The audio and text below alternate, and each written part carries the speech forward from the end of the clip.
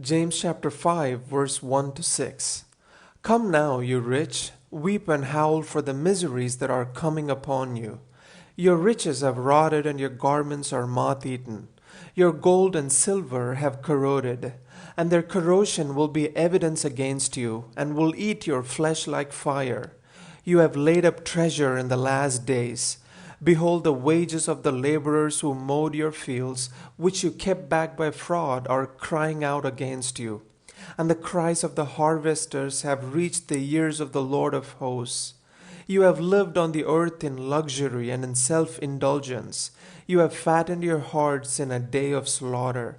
You have condemned and murdered the righteous person. He does not resist you.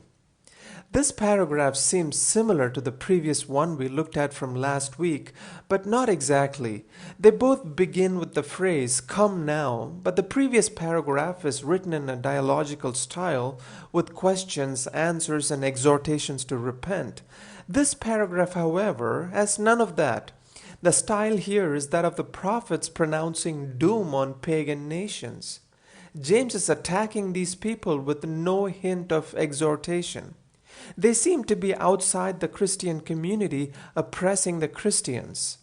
In verse 1, we see that he's pronouncing condemnation of the unsaved rich, and then he gives the reasons for it in the remaining verses of the paragraph.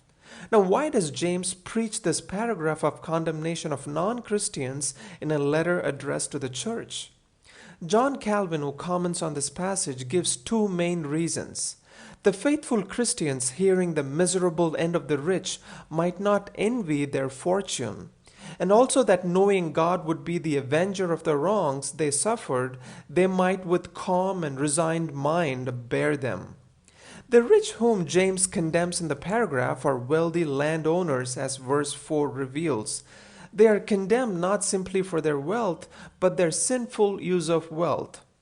So applying this text to all wealthy people would be a misreading of the passage. On the other hand, we cannot avoid the serious reminder about money and possessions dealt with in this section, especially selfish accumulation of money and things. As Christians, we need to ask ourselves seriously, when do we have too much? Stay tuned as we continue to meditate this passage. Have a blessed day.